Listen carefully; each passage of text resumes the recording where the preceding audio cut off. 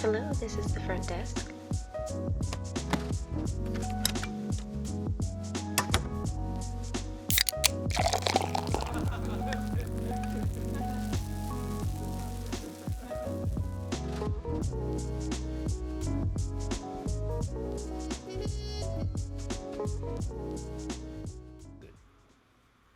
Good morning and welcome to another episode of the Crackin podcast with your hosts, Dr. Terry Wyman and Dr. Spencer Barron. How you doing this morning, guys? Doing good, Lance. It's great to hear. So today we are joined by Regan Archibald. Regan Archibald is one of the leading peptide specialists in the nation and serves as a regenerative therapy and peptide consultant at the award-winning clinic he founded in 2004, East West Health and Integrated Pain Specialists. He's the author of 8 books, including Never Stop Healing and Your Health Transformation. How are you doing this morning, Regan? Doing great. Yeah, thanks for having me on. Oh, That's great to hear. This is great, and thanks to Scott Akerley for putting all this stuff together. Yeah. But I gotta welcome you, Dr. Regan, and I gotta ask you, when you're not riding the Wasatch Crest Trail or maybe even running some boarding laps on Mount Baldy, you have devoted your life to figuring out how to increase wound and joint healing, increasing physical and mental performance, as well as reconnecting people with a healthier lifestyle. Since we all want to be healthy and we want to kick this thing right off the bat, what was your aha moment that kind of lit the fire to get you on this path? Oh man, mine happened 25 years ago. Yeah, I grew up on a cattle ranch in Idaho, and so growing up, I wanted to be anything but a farmer. And so I had an uncle who was a doctor, and I said, okay, I want to do that. I want to help people in healthcare. And so in my undergraduate work at the University of Utah, I ended up having my first health crisis where, I started noticing I wasn't sleeping well. I got brain fog. My joints started to get achy. I started gaining weight. And all the doctors that I went to, they all ran my labs and they said, hey, Regan, everything looks normal. You're fine. Nothing's wrong with you. And you're just stressed. You're taking too many credits. And I was like, yeah, this is not stressful. This is school. This is easy. And so I finally went to a naturopathic doctor who was also an acupuncturist who ran the right labs for me. And we uncovered the fact that I had Hashimoto's. And so it was my diagnosis of a thyroid disease and autoimmunity that actually opened me up to a whole new world of medicine. And so that's really where I started working on, my diet, my exercise, and just really made some big changes with herbal medicine. And then, fast forward about 10 years later in my practice, that's when we started using regenerative therapies and peptides for my thyroid. And I'm happy to say I'm in remission now. But I think my big aha moment, one of them, I've had so many, but one of them was just that, hey, I don't really want to put my life in the hands of doctors who tell me everything's fine when I don't feel good. And I knew something was wrong. Why peptides, though? Where did the idea of peptides? Because that's relatively new, I think, isn't it? Yeah, well, the peptides came in. I've always my practice is called East West Health, and so I've always looked at let's bring in some Western science and innovation with the medicine, but I got really interested in peptides because I have pretty bad ADD. Growing up, I had a lot of concussions. I used to race dirt bikes, and when you grow up on a farm, you just look for adrenaline. That's your only excitement, and so you'd injure yourself in the process. And but I ended up using peptides more in under the terminology nootropics, which is basically things that assist the brain without side effects. It has long-term benefits, and it creates more stress resiliency. And then as I started looking deeper into them, I found like BPC 157, thymosin beta 4. I was like, oh wow. Then there's peptides for growth hormone. There's all these mitochondrial derived peptides. There's bioregulators like KPV and GHK. And so I think that's, Dr. Barron, to answer your question, I think peptides just were kind of a natural evolution based on what I wanted to accomplish in my own health. I love it. And for the listeners that don't have a clue what peptides are, but are interested in anything that is longevity medicine, peptides are not a drug. Well, at least they're not formulated to be a drug, and they're basically a string of amino acids. Is that Yeah. correct? So, but it's depending on that string that makes it, applicable to like BPC 157, let's say.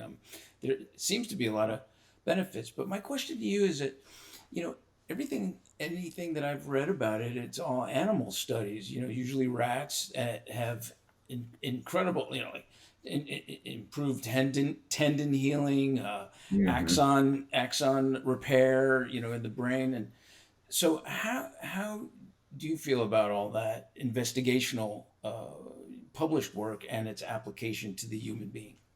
Yeah, well, I think so. There's two parts to your question. One is, what are peptides, and I'll start there, but then we can jump into is there relevant clinical data that would support human model? Because unless you have pet rats, it's like those studies are interesting,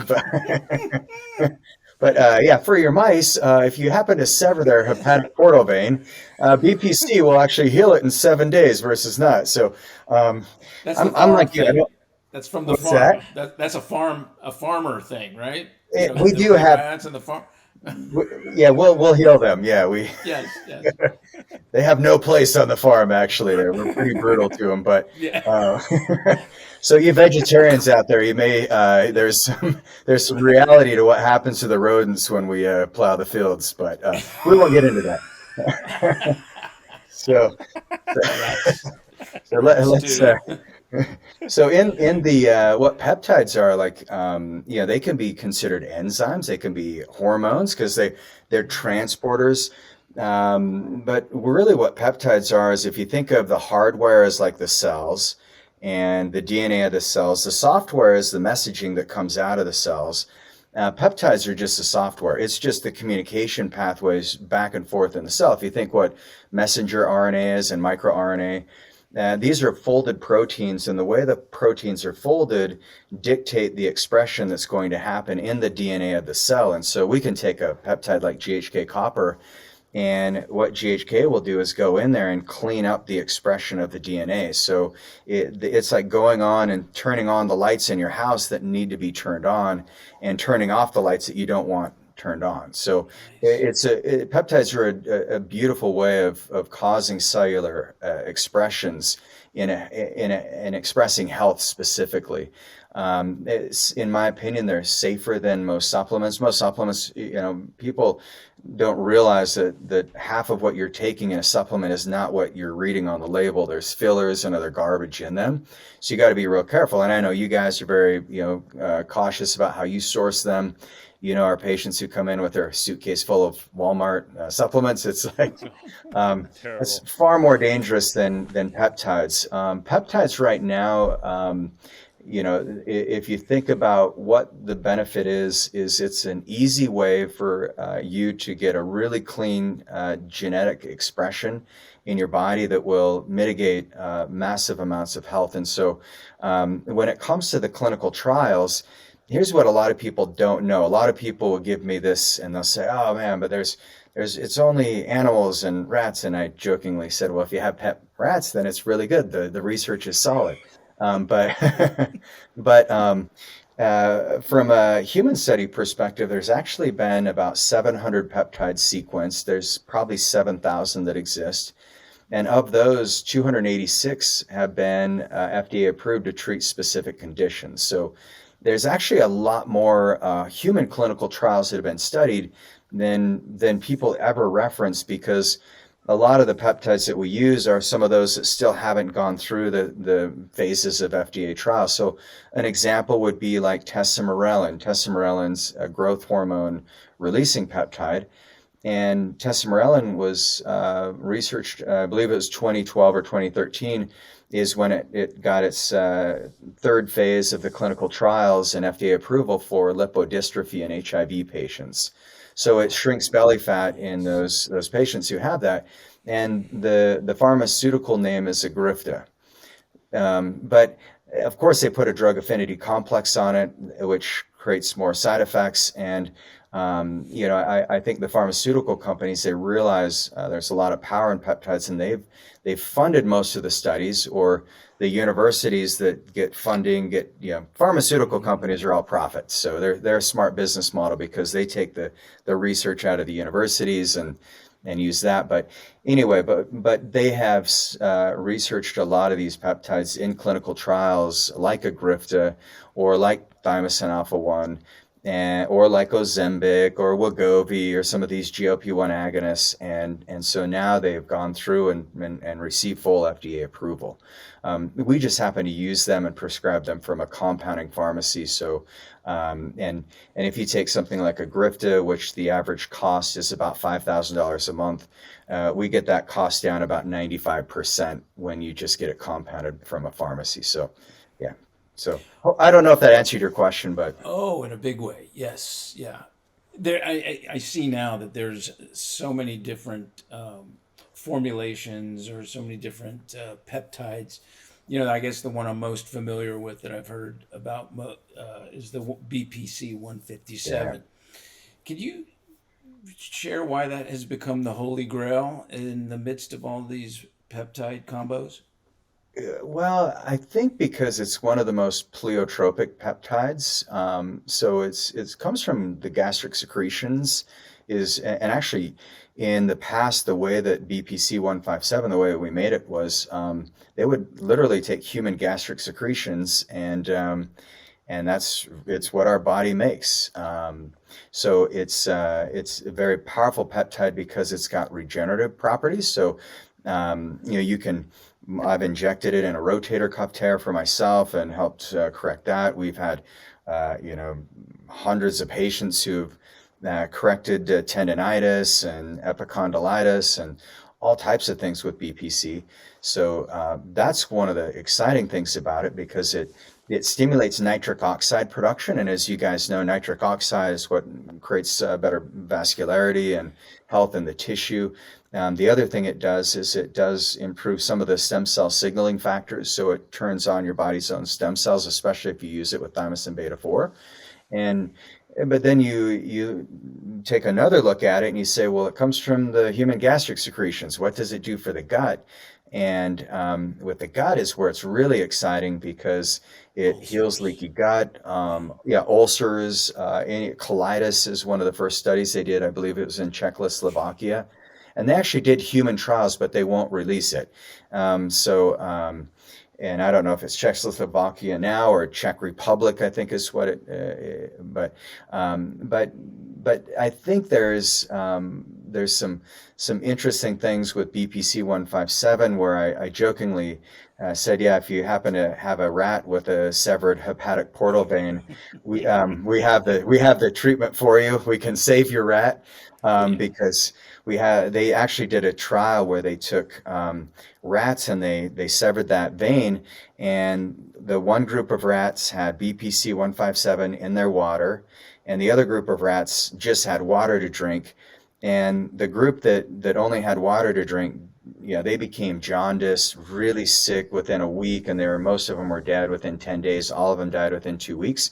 The other group of rats that had BPC 157 in the water, they were drinking it, and they got really sick by day 3. By day 4, they're expressing symptoms of liver failure, and then things started to get better. And so within about 10 days, they were all in full recovery, and they actually and then they killed the poor rats, and then they looked at the hepatic portal vein, and it was completely repaired. So um, Wow. so there's some real powerful properties to BPC. So, Dr. Barron, I think one of the reasons why it's such a darling in like the biohacking world and physical fitness world and longevity world is because of its reparative properties, both internally and externally. So my burning question, actually I have lots of them, but the two that are appropriate for right now is, you started to talk about how they are synthesized or manufactured or from the gut, from secretions, gut secretions that for the is it just the BPC It's the 157? BPC or like KPV. Yep. Okay, okay. So, but then how is it oral? Is it injectable? What is it both? And Yeah. is there a preference? And It's a great question. So you could administer, and that's the other thing is the majority of peptides they're very unstable molecules, and that's why a lot of peptides, the research has been done, but the pharmaceutical companies kind of left it because they have a short shelf life, they're hard to manufacture, and but BPC is one of those that's more robust because it can be used. You can use it iontophoresis, so you can use it in a patch. You can use it, just topically. You can use it intranasal. You can use it as a spray. You can take it orally, or you can inject it. Oh, So jeez. it's awesome. Doesn't it come? Doesn't it come? I think I saw a photograph of it. It comes lyophilized, or what is it, in a powder, and then you have to add hydrostatic if you're going to inject it, right? Well, and usually the compounding pharmacies we use, they already they reconstitute it. Yeah. But sometimes, yeah, if you 4 out of 5 peptides are purchased on kind of the dark web, where you go to places where it will say research only or for animal use only. I'm not a big fan of those because there are some inherent risks because they're 98% pure, they're not 99.9% pure. And so there's some impurities that you do want to filter out on those research-based peptides. And so BPC is always delivered, here's your bacteriostatic water, here's the lyophilized agent, and then you reconstitute it and inject it. But usually that's a big sign that you're not getting it from a compounded pharmacy that's kind of gone through all the FDA approvals. And I guess the second question, that the moment you said something about tendinopathies or tendinitis or joint problem that you've had experiences with either yourself or patients Oh or yeah, so, both, yeah. so is that injected directly into, because I keep pointing to my thumb because my thumb hurts and I'm a chiropractor and it's been Yeah. hurting for like a year now, so I'm just wondering how you would manage that with BPC. Yeah. So just inject it right into the area where you've got the pain. It'd be awesome for you. So it's not just a bloodstream. It's not just something that you want in the bloodstream to be assimilated, but you could actually go focal point with it. Yeah. Yeah. Go more concentrated. Yeah. With tissue damage. Yeah. Yeah. Concentrated. But then, but I would use it systemically too, so that you get, benefits to your whole body.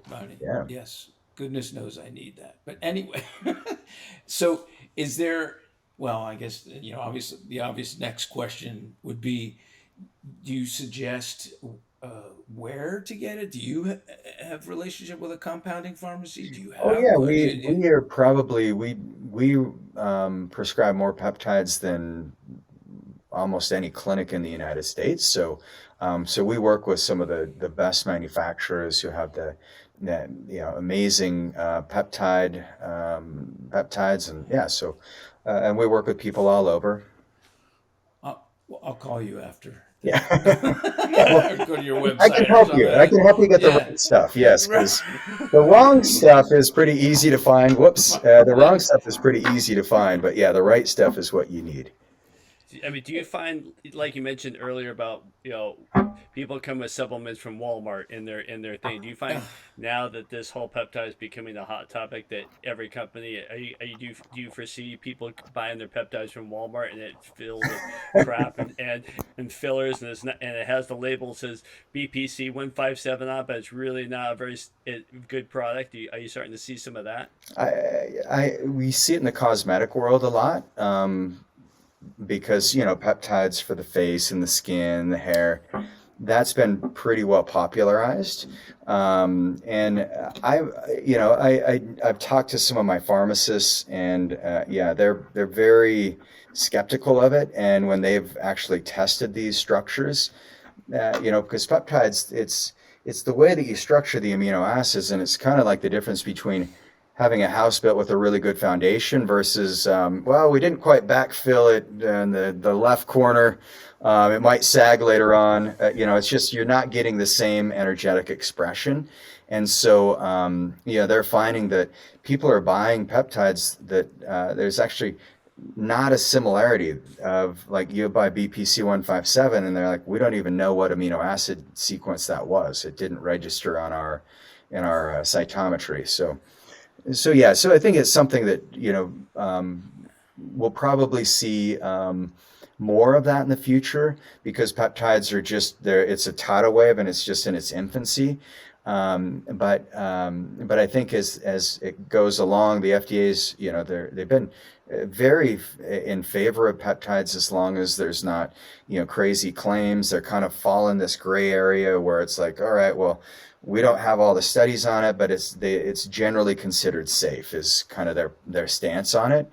And so as long as people don't do crazy things and make outrageous claims like we can heal your rat's severed hepatic portal vein, then I think we're all I think we're all safe. You can't say that. Especially after it's been run over by a combine or something like that, Right. But then we'll kill it again. I've actually had patients bring me in bottles, and they're getting it from different supplement companies. Have you been seeing some of that, and are they safe to take?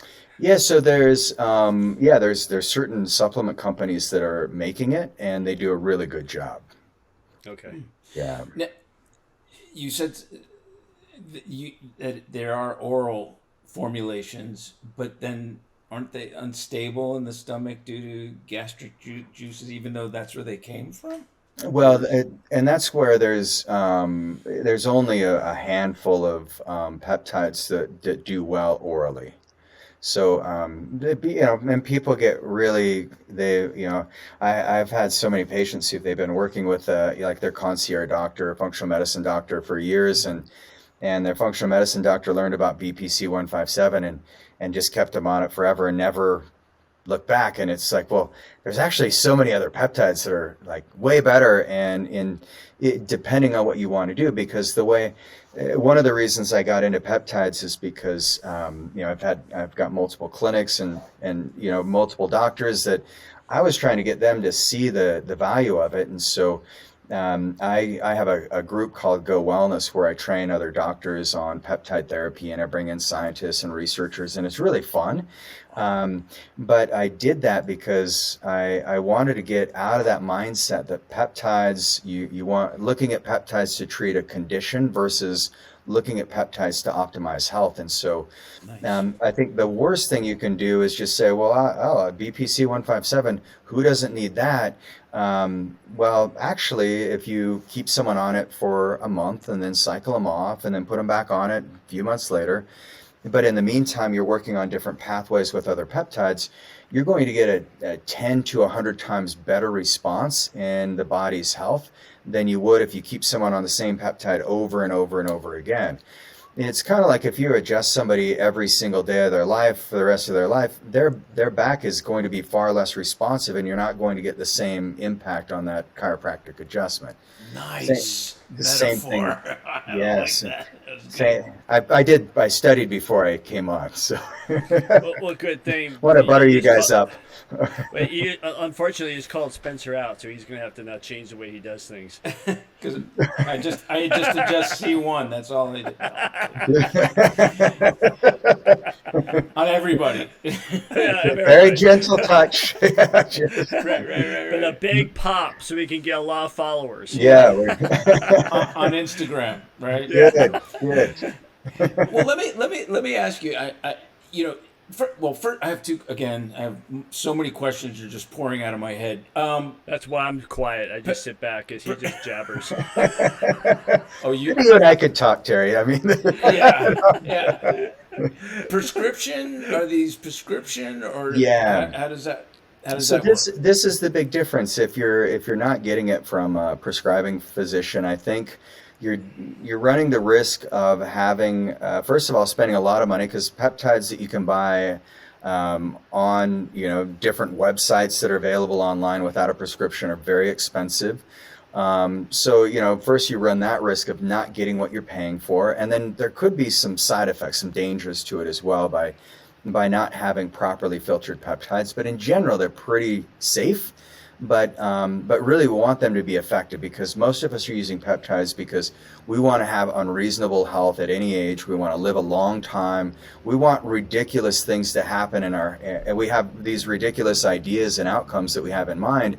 And so we're using peptides like CJC 1295, ipamorelin, things to help stimulate growth hormone so that we recover better, we feel better, we have better energy, our brain works better.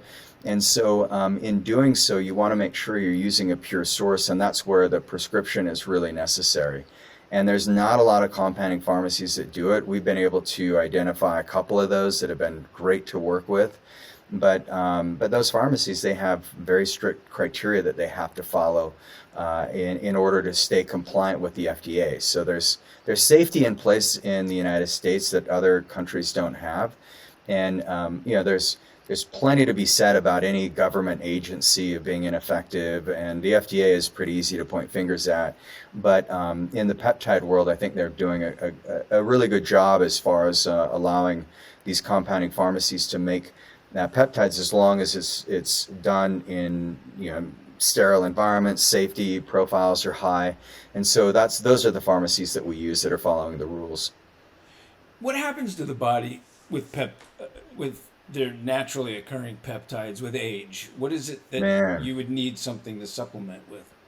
So luckily, none of us are over the age of about 15, so we all have really healthy peptide expressions.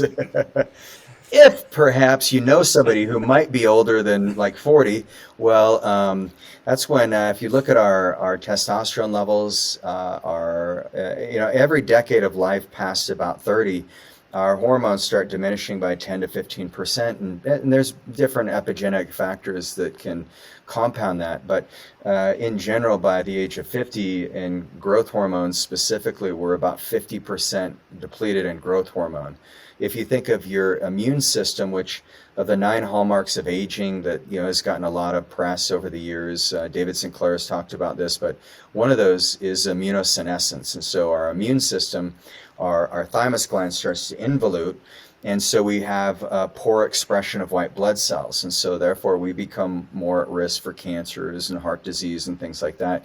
When growth hormone diminishes, our brains don't work as well, our muscles don't hold up, our skeletal system starts to break down, and so one of the things peptides can do is they can, instead of using growth hormone itself, which is longer acting and it can have some adverse side effects, using a peptide to cause your body to secrete that hormone is really the thought process. And so we can use these peptides to turn back the clock and to allow your body to start remembering what it's like to produce growth hormones. So when I first started using like IGF-1, for example, I was shocked at how much better I started sleeping. And this was almost 10 years ago. And I was, in my mid to late 30s, and all of a sudden I'm like, wow, I was, looking at my Oura ring. I'm like, I'm getting some deep sleep here. And still to this day, like, it's just changed that, because you remember how good you feel when you wake up as a kid, like when you get that really good sleep. In triggering growth hormone, it helps you sleep, and you get better delta sleep cycles, and you wake up feeling very refreshed. You go work out, you recover better, your joints repair faster, your skin looks better. So really what peptides are doing is kind of turning back that aging clock. When it comes to like testosterone, estradiol, progesterone, some of the hormones in the body, we use a peptide called kispectin or gonadorelin, and we go upstream and we stimulate the luteinizing hormone for men, for example, with a peptide. And luteinizing hormone goes into the testes, and it increases sperm count and increases testosterone. So instead of using exogenous testosterone, most of our patients, we can get their testosterone levels optimized just by stimulating those pathways with like gonadorelin or sometimes we use clomiphene, but usually it's gonadorelin or kispectin. With our female patients, we can minimize some of the hot flashes, some of the menopausal symptoms through that same pathway. So it's really exciting to see what can happen. So how would you test someone to determine? Now I get it that most of America comes to us and says, I'm in pain or I have this condition, but how would you test somebody for what peptide they need based on prevention? And so everybody who works with us, we're all trained in functional medicine. And so we run very comprehensive blood work before we prescribe any peptides. And then we meet as a team and we put together 6 different phases of peptides. So peptides, when you stack them together, so rarely would we ever use BPC 157 alone. We'd always put another peptide on it because it turns up the volume of both of them. Just like the 3 of us meeting together, it's like an exponential outcome instead of just me having a dialogue with myself. So so we get together, we look at all the blood labs, and we're looking at cardiovascular function, liver function, kidneys. We look at all the nutrient deficiencies, hormone deficiencies, and then we structure a plan that helps optimize that. And then when we rerun labs, we see about a 30% improvement in that first 6 months, and all of the cardiovascular markers, usually hormones are balanced, everything else looks great. We see an 82% improvement in sleep, 300% improvement in energy levels. We have patients who could barely get out of bed because of their Lyme or mold exposures, who are now lifting weights and they're fit. And I got a patient she told me last night she's going to do an Ironman, and I was like, I don't know if that's the healthiest thing, but okay, we'll see. Whatever you want to do. And this was someone who she couldn't even walk from her car to her house without gasping for breath. So, and that's, and there's been amazing things that we see with the gut, with microbiota, with, any kind of mycotoxins. There's a peptide called LL37, and then another one called VIP, the vasoactive intestinal peptide, that are really favorable for eradicating different overgrowths of viruses or bacteria, even parasites in the gut. And I think LL37, it might actually be one of those peptides that completely transforms our use of antibiotics. So we may be shifting over to this in the future. So, because we can only prescribe so many more of those things before we just kill everything good. And so LL37 is very selective. It's naturally secreted in our bodies as it is. And so, but it doesn't kill the good with the bad.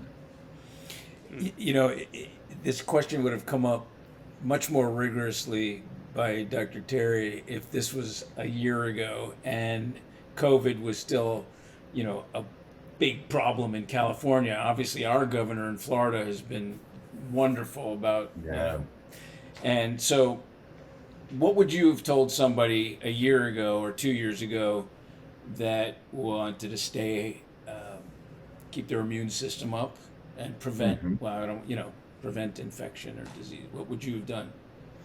Or what did you do? I can tell you what we did do, and Dr. Terry, it might incriminate you though if I.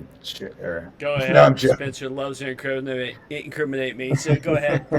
In California, every time I'm there, I'm like, I probably broke a law and I'm not even aware of it. That's all right. I get it. Yeah, but really, what we did is we started using thymosin alpha 1.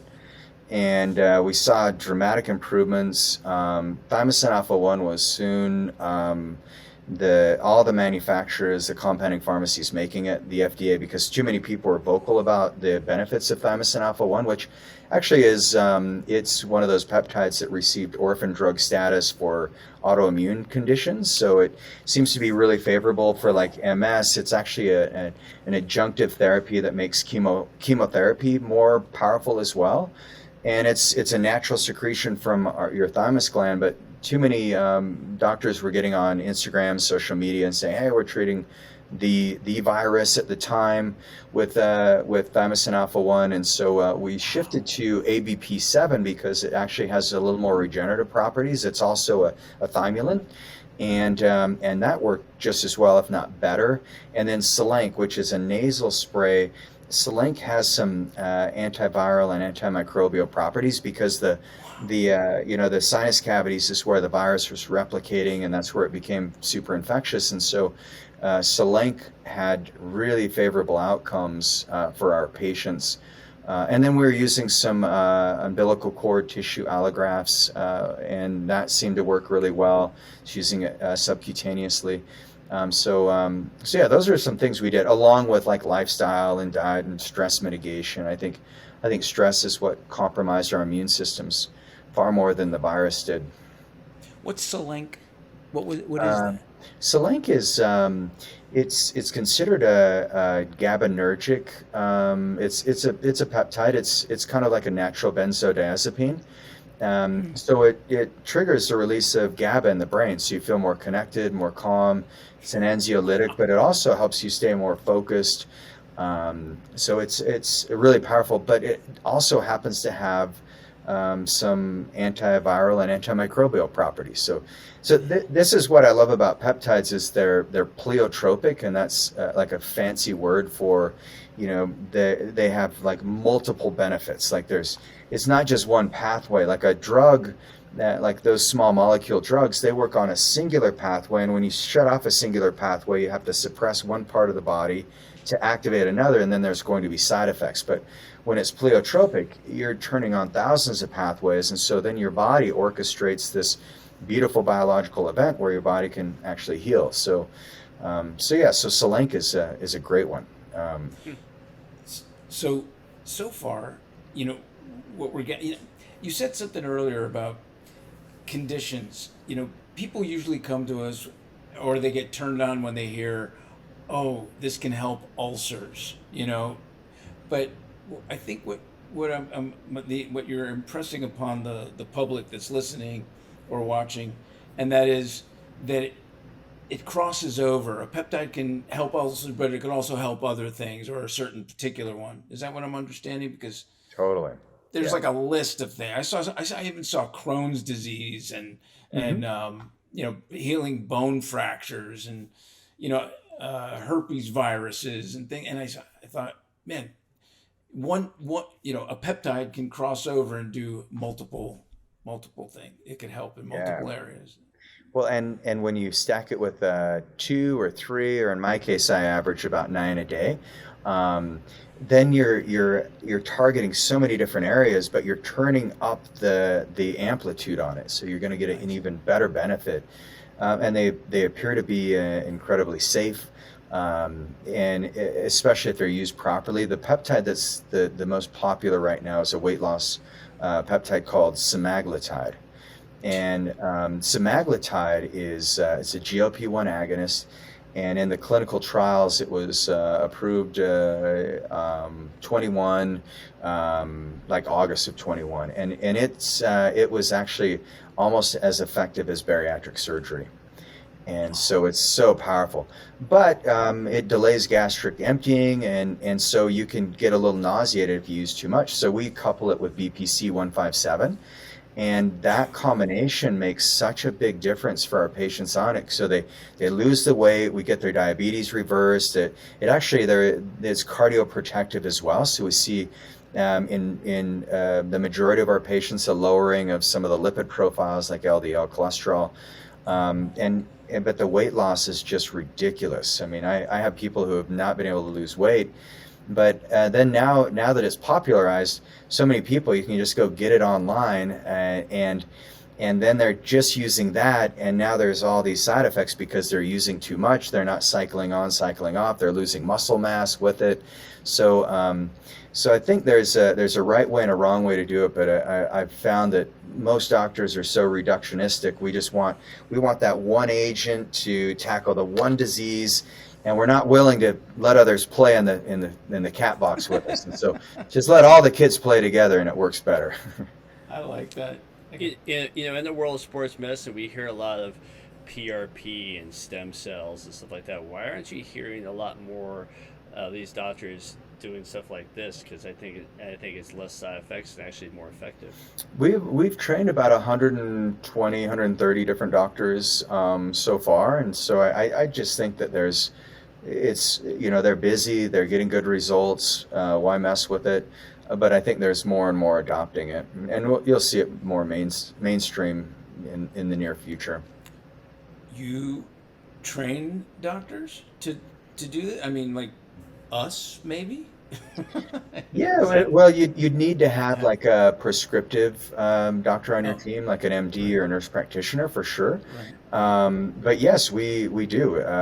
We have Go Wellness is what it's called, is where we have a physician group, and that's where we do our training on peptides. Do, would you be able to do a telemedicine thing?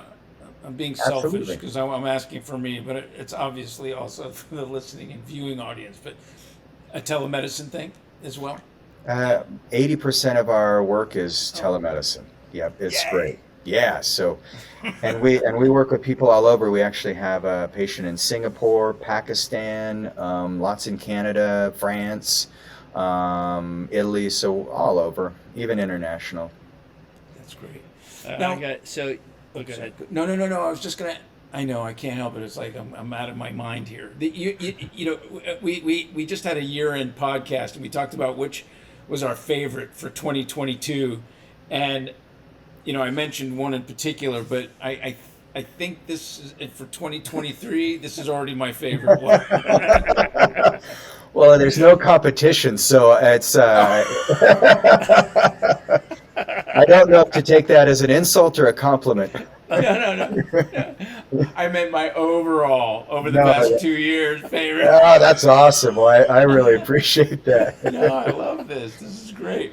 But If you, go ahead, Terry. Go ahead. I was going to ask a question. are I you can gonna let wait. me? So No.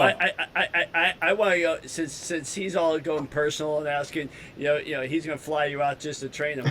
I got something that I got on my personal end. So He, and it's he something can't help that's you. very Forget it.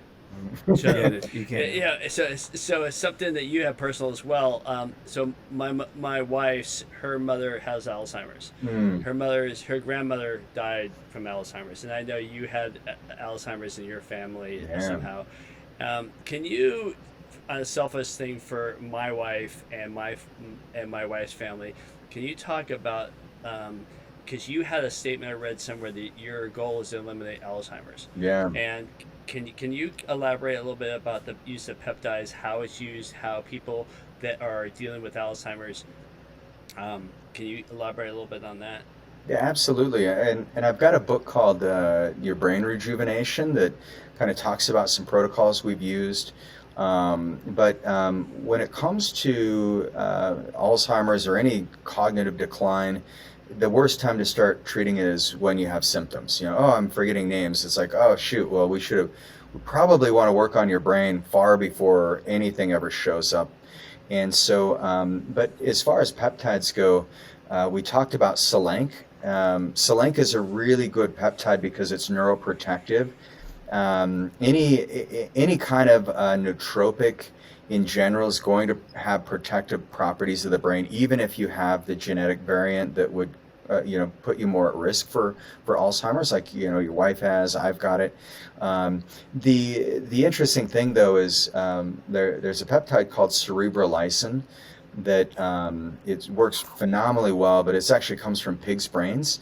And cerebrolysin is a peptide. Cmax. Cmax is actually a nasal spray, so it's easier to administer. Cerebrolysin is an injection.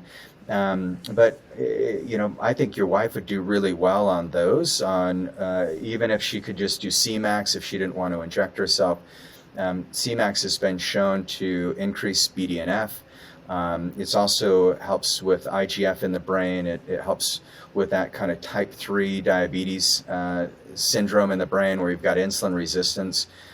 We've also used Novolin as a nasal spray to prevent Alzheimer's. And so, which is kind of interesting because one of the issues that people have is they literally get insulin resistance in the brain, and so they can't get energy into the brain cells. And that's what causes some of the amyloid beta plaques to build up.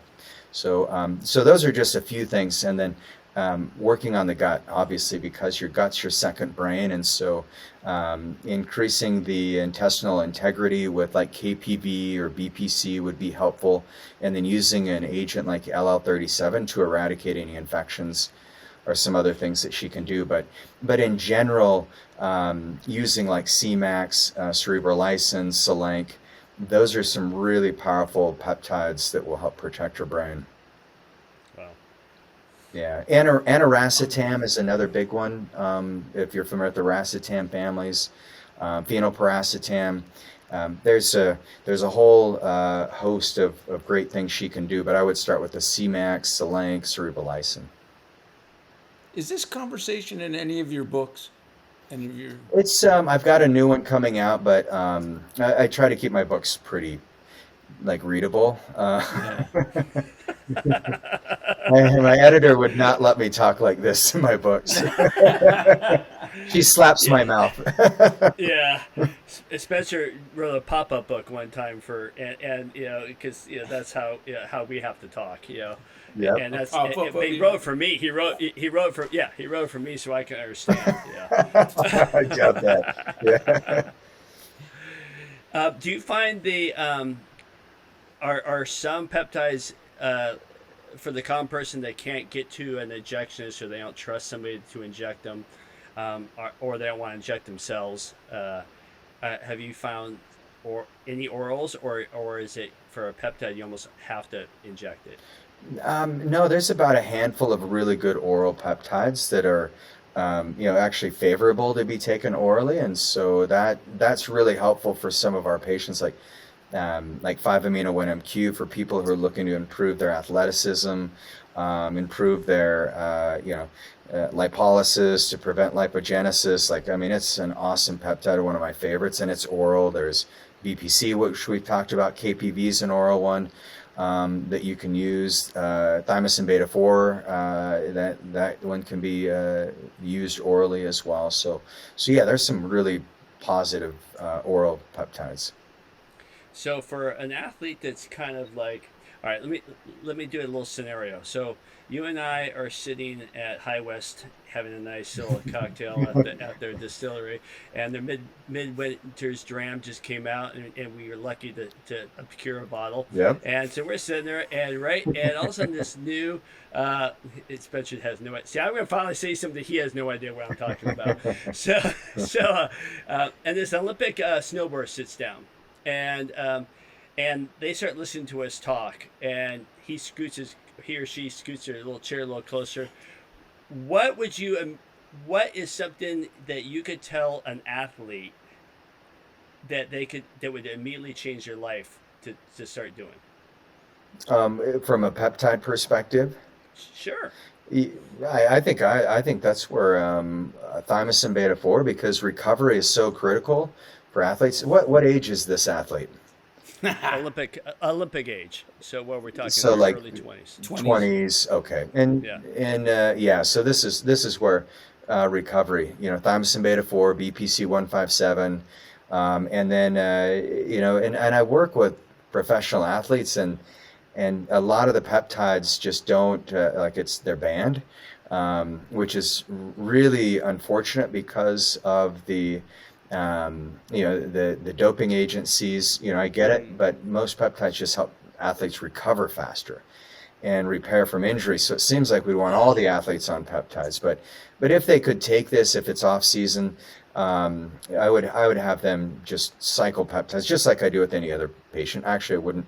There's nothing specific, because it would have to be get your blood labs ran. Let's see where your imbalances are. Let's remove any biotoxic interferences.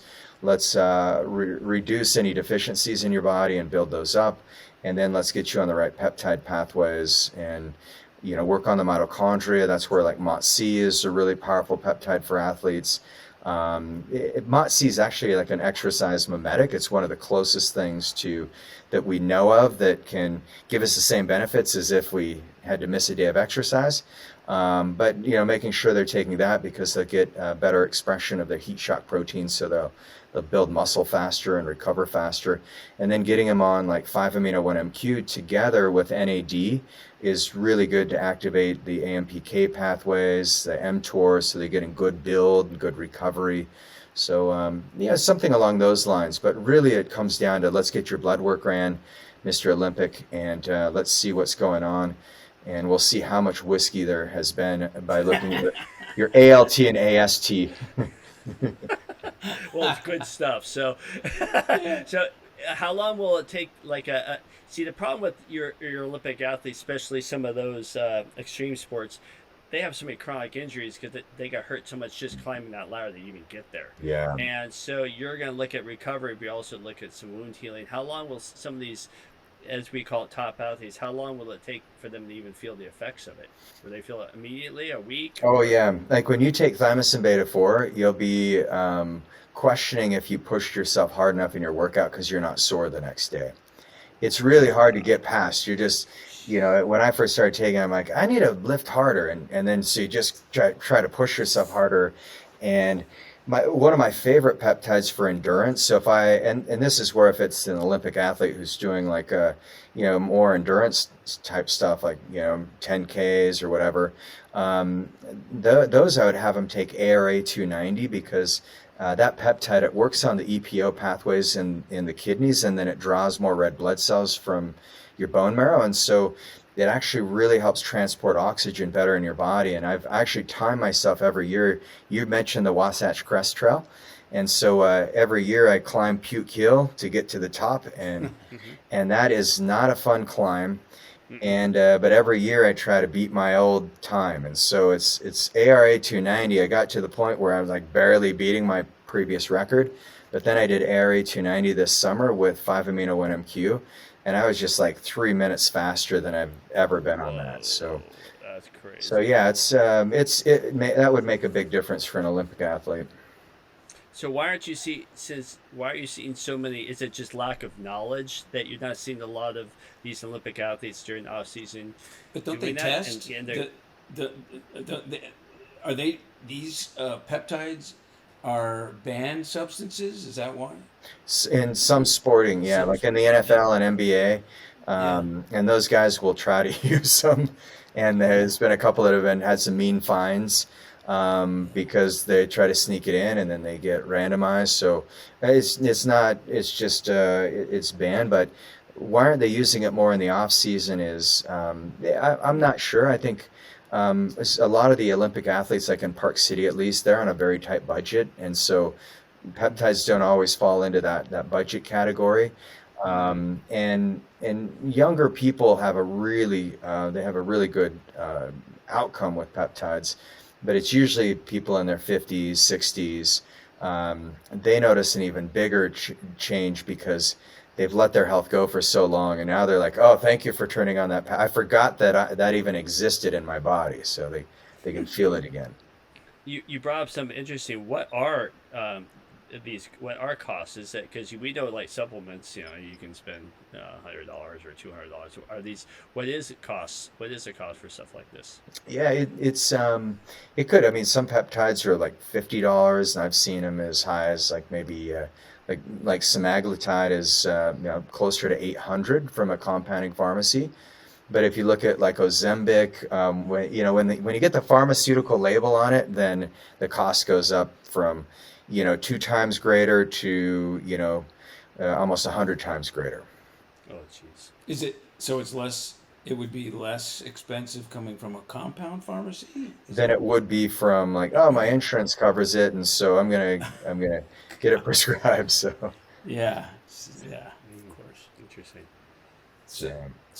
So, I thought you were going to ask something else about that, Terry. But we talked about, in older folks, the slow deterioration of how organs start to not function as close to 100% as so these peptides. Are they tissue supportive? Do they support the regeneration of the tissue, or is it the chemical synthesis of? Does it just provide what is chemically missing to biochemically missing? Is it also support the tissue? I think it's a great question because peptides are very tissue specific. So they will go in and they'll target on the receptor sites of the cell of that particular tissue that you're working on. So, but then there is a systemic benefit to peptides that you'll see, because once you turn on, like for example, if you're using, we'll use ARA 290, which works on the kidneys. Once the kidneys turn on, well, suddenly you have all these electrolyte balance, fluid balance. You have calcitonin secretion. You have a decrease in aldosterone, so you see a decrease in blood pressure. So that's where some of the benefits of the peptides are. Is if you can target that particular tissue itself, then you can change some of the physiology from that organ. Thank you. We are going to do something that we have found a love for, and that is rapid fire questions.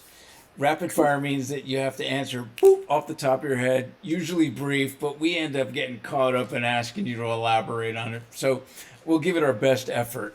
Are you ready? I'm ready. Yes, I think I'm ready. I don't know what you're going to ask, but you might have to take some nasal spray or something to get your brain all fired up. Hold on, guys. Let me go get my supply. Take a commercial break, right? Yeah. All right, Regan. Here we go. The number one.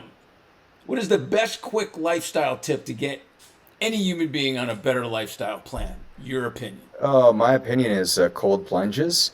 I did cold plunge every year. I have a challenge, and so on my 42nd year, I did 365 days of a cold plunge, and it was life changing. So do cold plunges. It's really good for your central nervous system, good for your adrenals. You'll sleep better. You'll recover better.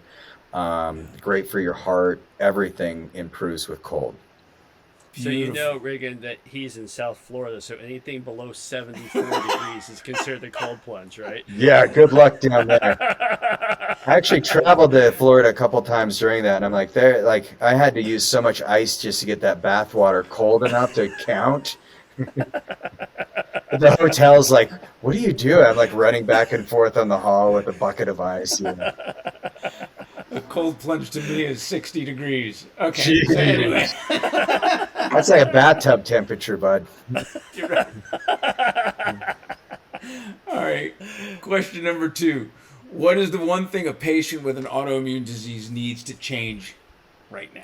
Oh, man. They need to get rid of the interferences that are triggering the autoimmunity. And so whether that's emotional stress, whether it's, chemical toxicity, whether it's an infection, or maybe it's food. So look at those 4 categories and remove those things, and you'll be shocked at how much better your body can do. Nice. Okay, Regan, you have not said the same peptide twice. You must have. I was thinking of taking notes after, and there was like a host of maybe 50 peptides that you just mentioned during this podcast. But question number 3. Is there one peptide supplement you recommend to every person? Yeah. My one peptide recommendation is don't use a single peptide alone. Ooh, that's good. So that's not what I thought. Good. Yeah, because it will.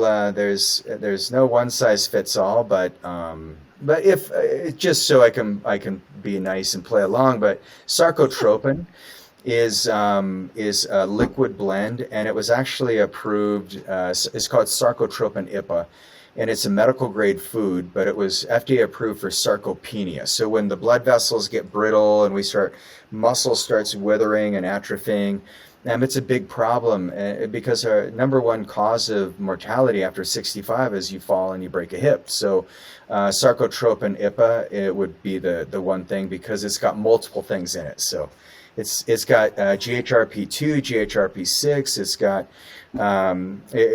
leucine, L-arginine, so it's got some amino acids. It's got DMAO for the brain, and it's got D3 and K7. So sarcotropin IPA would be the one. So there you go. Woo! I just started typing it. I'm thinking to myself, man, I'm going to be writing for hours after this.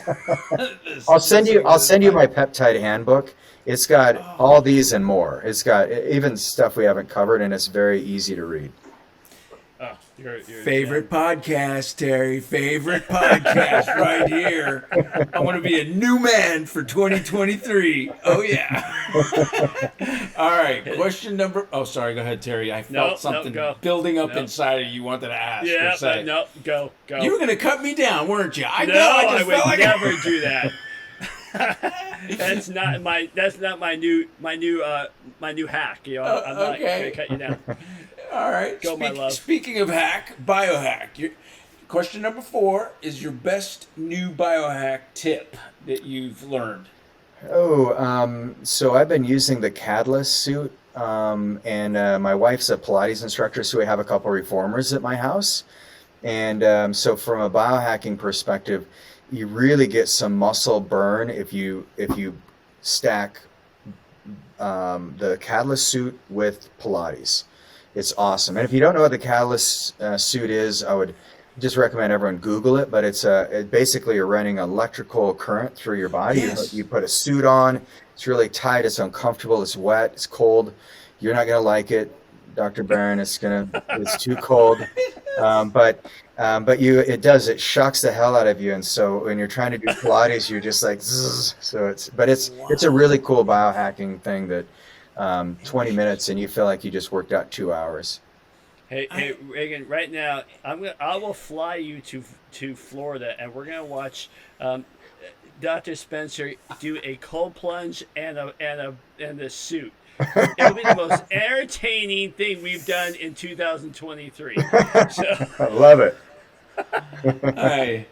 I'm getting to question number 5 before you say another thing, or before you come up with another challenge. There was a podcast that our host wanted to stand up paddle from the Bahamas to South Florida, which is like a 24-hour event. And Terry's going, yeah, I'll do it if Spencer does it. And I go, oh, don't be volunteering me for things. Now I'll do the cold plunge. That's less of a problem. Yeah, well, yes, that's a long paddle. Yeah. 82 miles, and it's for a good cause. I mean, come on, Spence. You can't just live your life in a gym all the time. You got to get out there and do some stuff, right? And get eaten by a shark. Okay. So question number 5, the last one before we wrap it up. What music do you love to get your mind in a perfect state for, Regan?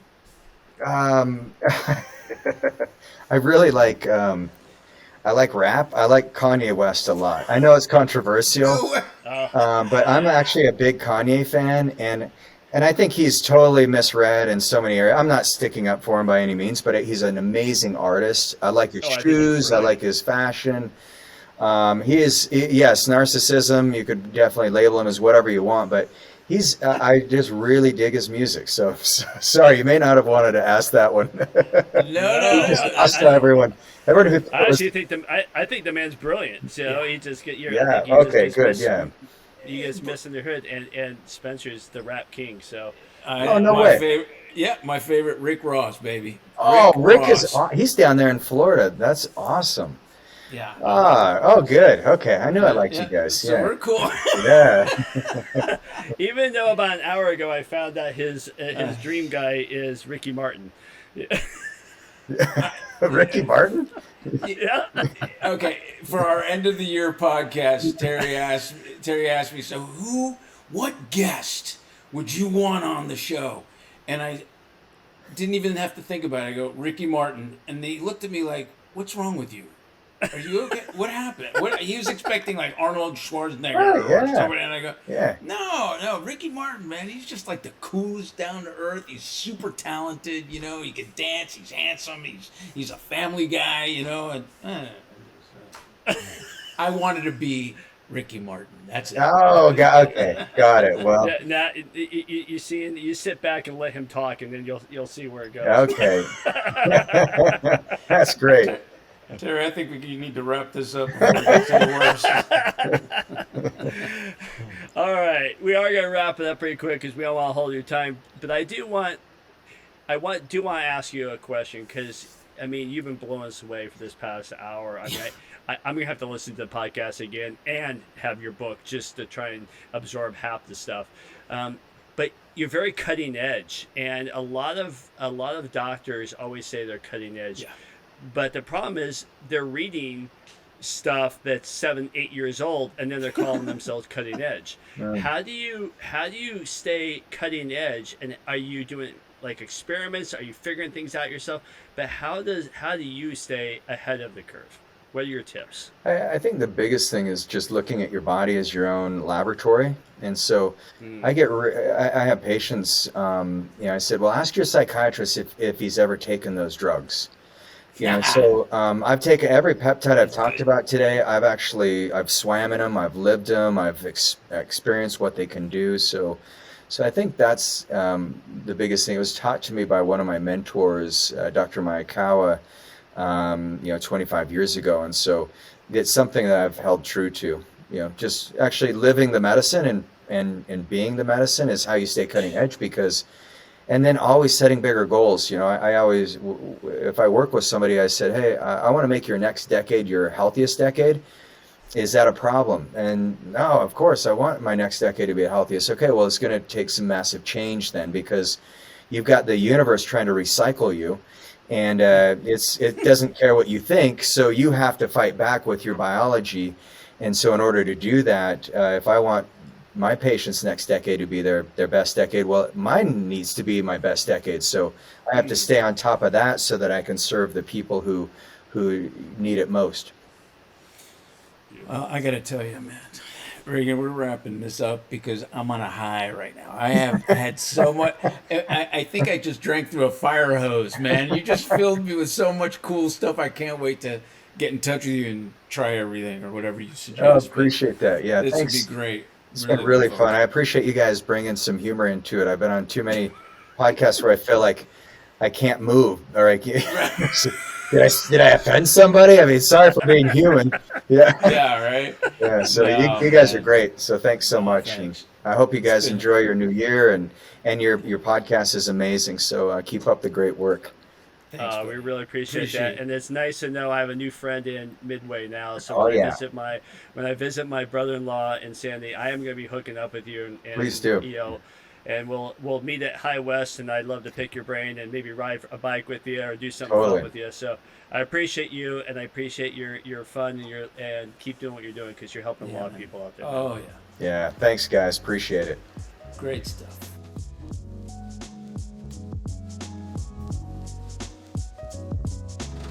Thank you for listening to today's episode of the Crackin podcast. We hope you enjoyed, and make sure you follow our Instagram at Crackin podcast. Catch new episodes every Monday. See you next time.